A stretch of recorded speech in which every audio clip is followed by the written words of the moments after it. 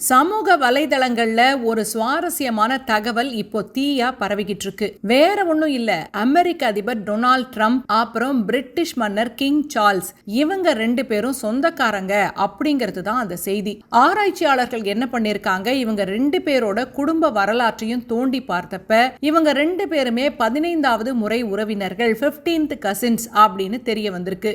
இவங்களுக்கு பொதுவான ஒரு தாத்தா இருந்திருக்கிறாரு. கிட்டத்தட்ட 500 வருஷங்களுக்கு முன்னாடி 16வது நூற்றாண்டுல ஸ்காட்லாந்துல வாழ்ந்த ஜான் ஸ்டூவர்ட் அப்படிங்கிற பிரபு தான் அந்த பொதுவான மூதாதையர். இந்த உறவுமுறை எப்படி வருதுன்னு பார்த்தா, ஜான் ஸ்டூவர்டோட ஒரு வாரிசு வழி வந்தவர்கள் இப்போ இங்கிலாண்டை ஆளக்கூடிய அரச குடும்பத்தினர். மற்றொரு வாரிசு வழி வந்தவர் தான் ட்ரம்போட தாயார் மேரி ஆன். இவங்களோட பூர்வீகமும் ஸ்காட்லாந்து தான். தொழில்நுட்ப ரீதியா பார்த்தா இவங்க ரெண்டு பேரும் 16 தலைமுறைகளுக்கு முன்னாடி ஒரே ரத்தத்தை பகிர்ந்து கொள்கிறார்கள் அப்படின்னு சொல்றாங்க. கடல் கடந்தும் இந்த ரத்த பந்தம் இப்படி தொடருதே அப்படின்னு இணையவாசிகள் ரொம்ப வியந்து பேசுறாங்களாம். இந்த தகவலை பத்தி நீங்க என்ன நினைக்கிறீங்க?